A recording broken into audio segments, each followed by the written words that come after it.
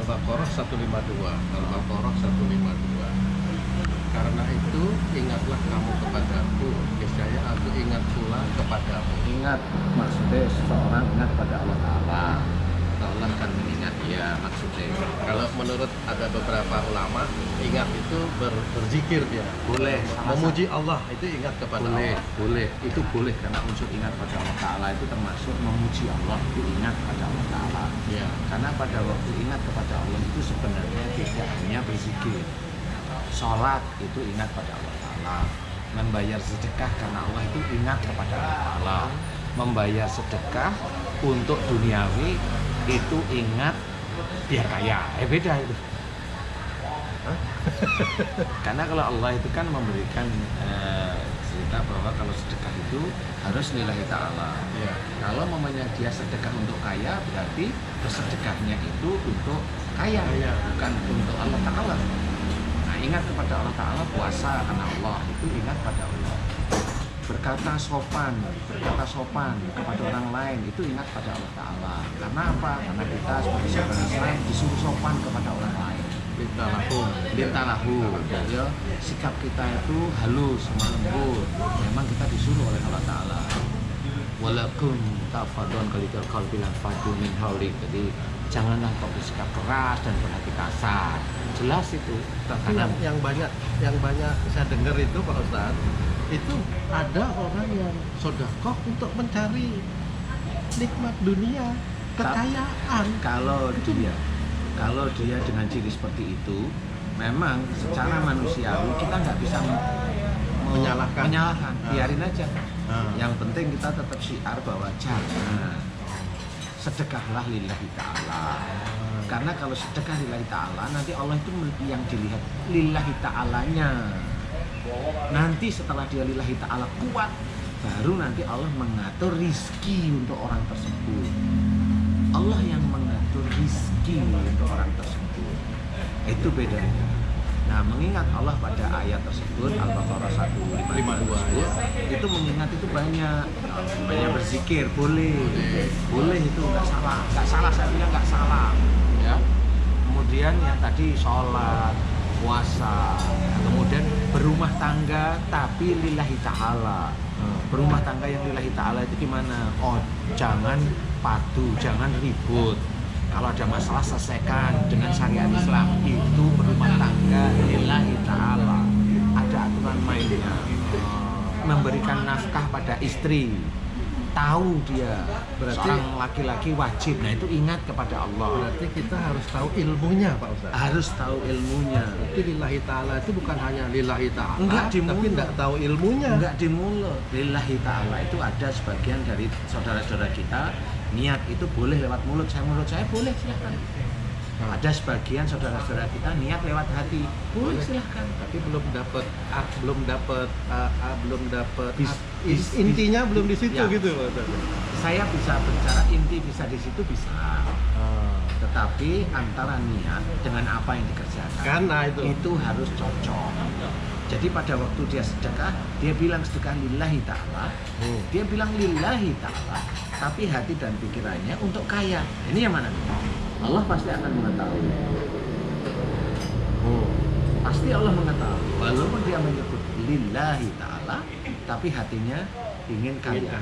Ini analoginya sama seperti seorang di rumah bilang sama istrinya, saya sayang sama kamu, saya cinta sama kamu. Kan ngomong sama istrinya. Iya. Tapi di dalam hati dan di luar dia punya selingkuhan. Waduh. Loh, kan mirip. Itu beda itu Pak Ustadz. Itu mirip aja sebenarnya. Kalau orang ingin ngerti, ya ini sepertinya. Jadi yang lillahi ta'ala itu tidak di mulut aja, tetapi aplikasinya. Seorang bilang sayang sama istri, ya, di rumah, di luar itu rasa sayang dengan istri itu diwujudkan dengan kalau dia digoda dengan wanita lain, dia punya WA dengan wanita lain, dia nggak tergoda. Nah, ini dinilai oleh Allah Ta'ala, itu dia lillahi ta'ala perkawinannya karena Allah. Bagaimana kalau ada beberapa orang yang membalikkan itu ya, kan akan dibalas 10 kali lipat gitu Pak Ustadz. Terus dia sedekah 1 dengan mengharapkan dia dapat balasan 10 Kan kali lipat. dunianya. Itu itu disampaikan loh, itu disiarkan itu Pak Ya, Ustadz. Gimana nggak itu? apa-apa. Kalau menurut saya itu khilaf aja. Nah, kita kan nggak boleh menyalahkan saudara kita yang dakwah. Kalau khilaf salah, dosa nggak itu Pak Ustadz? Itu urusannya Allah.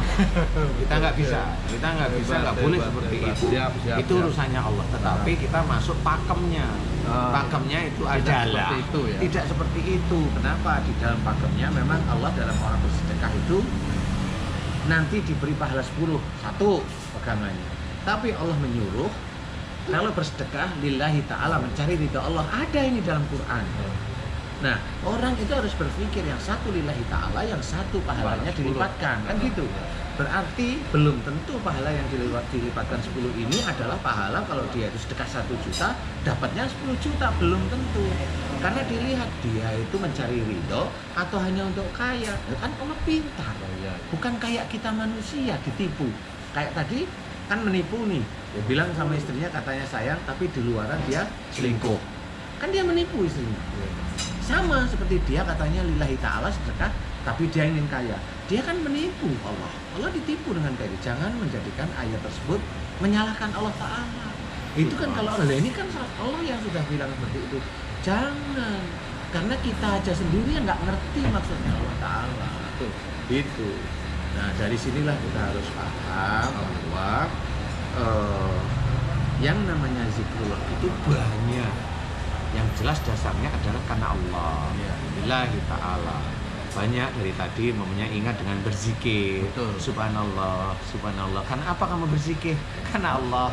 Kalau Allah menyuruh saya setiap kali memangnya pagi dan petang berzikir, setiap kali tengah malam atau menunggu subuh berzikir. Seperti itu. Maaf Pak Ustadz, ini kan ada lanjutan ayat ini Pak Ustadz. Dan bersyukurlah kepadaku dan janganlah kamu mengingkari nikmatku. Bersyukur dengan berzikir itu beda Pak Ustadz. Maksudnya bersyukur ini apakah karena kita sudah bisa mengingat Allah kita mensyukuri itu, atau bagaimana maksud ayat ini Pak? Itulah yang namanya Allah itu maha pandai. Kalau ayat di atasnya itu sudah tentang berzikir, Allah itu kemudian ayat di bawahnya disuruh bersyukur. Berarti dengan kita berzikir kepada Allah Ta'ala, berarti kalau itu kan Allah ya, berarti Allah itu mengizinkan kita itu bisa bersyukur. Kita itu bisa berzikir, kita itu berzikir lillahi ta'ala, itu juga harus disyukuri.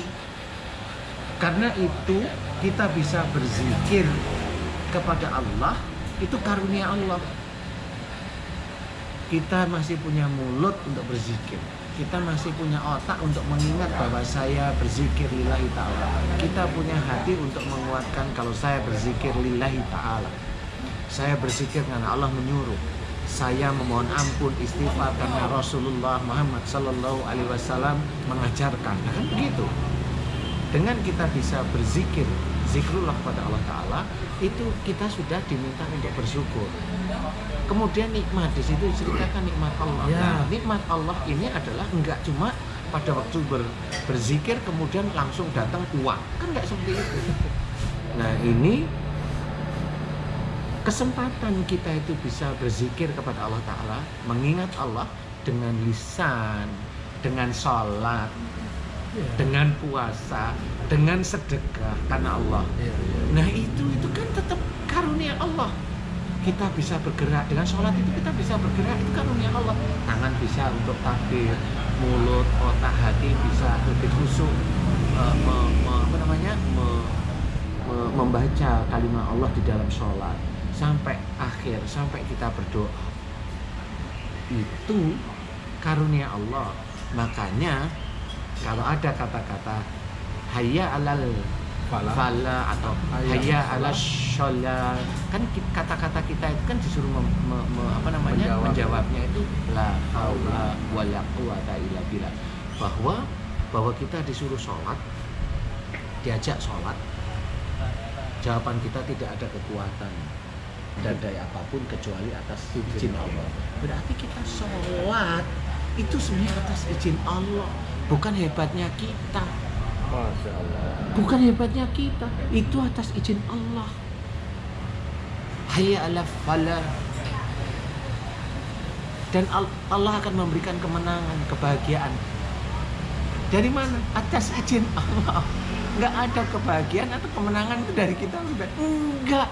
Itu Rasulullah itu mengajarkan seperti itu agar kita itu tidak sombong. Itu yang harus kita pahami. Makanya zikrullah itu banyak para ustadz, para ulama juga menceritakan zikrullah itu nggak hanya cuma di lisan. Iya betul. Salat itu zikrullah. Iya betul. Membaca Quran zikrullah. Iya betul. Berarti termasuk sholat itu, kalau sudah selesai sholat kita harus syukuri itu Pak Ustaz. Iya syukuri, karena kita bisa menjalankan sholat dan atas izin Allah Ta'ala. Lu kan ada orang ngeluh sholat, mau sholat, aduh kakiku, kan gitu. Iya. Kakinya sakit dari mana? Dia ngeluh ya. Berarti Sebenarnya. semua kewajiban yang disuruh Allah kita menjalankan itu, ketika kita bisa menjalankan, kita harus syukuri. Lah iya, itu karunia. Bukankah menjalankan itu sudah bentuk syukur? Itu sebagian ustadz memang bilang Masya begitu. Allah, dalam ini. Sebagian memang Masya Allah. seperti itu. Lah kalau yang sebagian seperti itu, monggo lah. Ya, monggo enggak apa-apa. Jangan tanya itu salah apa benar. Oh, enggak perlu kita tanya. Tapi ayo kita punya referensi bahwa kita bisa menjalankan itu harus disyukuri. Sama seperti nikmat yang lain. Nikmat yang lain itu bisa berjalan. Apakah berjalan itu juga rasa syukur? Kan enggak juga. Wallahu a'lam ya. Oh, kalau berjalan rasa syukur itu saya tanyain sekarang. Apakah dengan berjalan kita punya kaki berjalan itu bisa dikatakan syukur? Oh, kalau kita berjalannya tidak di jalan Allah, gimana rasa Enggak, syukurnya? berjalan aja biasa. Nggak usah yang terlalu tinggi-tinggi, nggak usah berjalan biasa aja. Kalau menurut pikiran saya, ya itulah pemberian Allah Pak Ustaz. Pemberian Allah itu sudah bisa dikatakan itu syukur? Nggak bisa. Nah, kan sudah ngerti sekarang bahwa sholat itu sebenarnya kejadian yang memang dari ayat-ayat yang ada dalam Quran itu harus disyukuri. Masya Allah.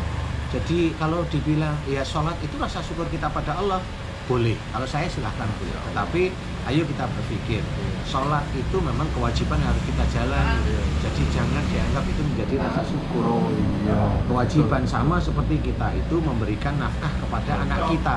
Kewajiban anak laki-laki kita wajib memberikan nafkah pada saat dia itu sebelum akhir balik wajib.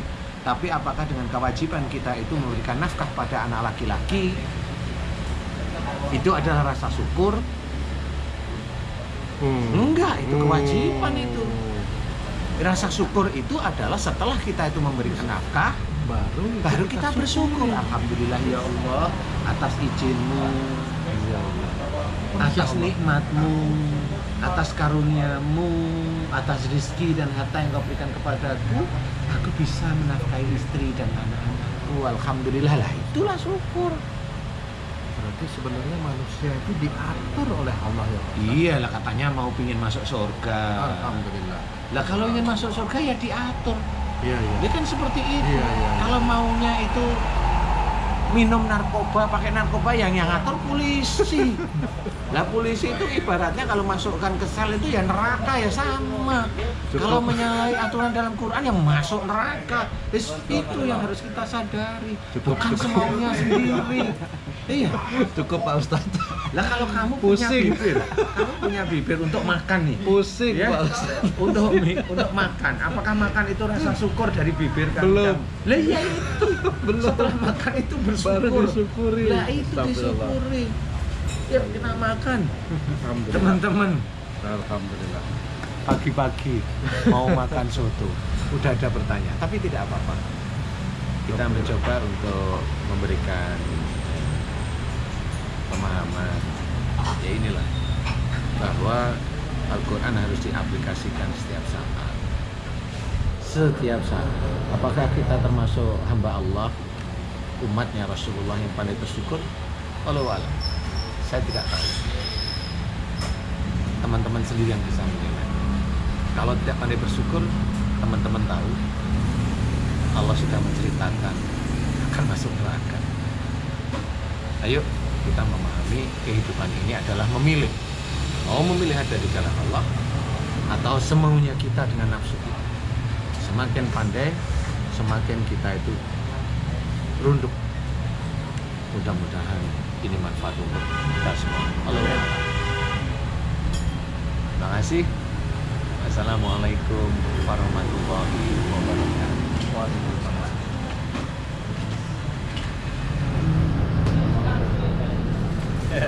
Apa dia? Nama Cak Haji. Assalamualaikum. Waduh, enaknya Cak. Teman-teman, ini teman saya Cak Haji Kandar. Sotonya sip. Tidak. Sotonya enak. Langganan saya. Nyos. Di Tebet. Ya nanti tak ceritain kenapa saya suka di sini. Beliau baik. Ya. Cak, pamit sih ya Cak. Iya, moga-moga. Assalamualaikum. Waalaikumsalam.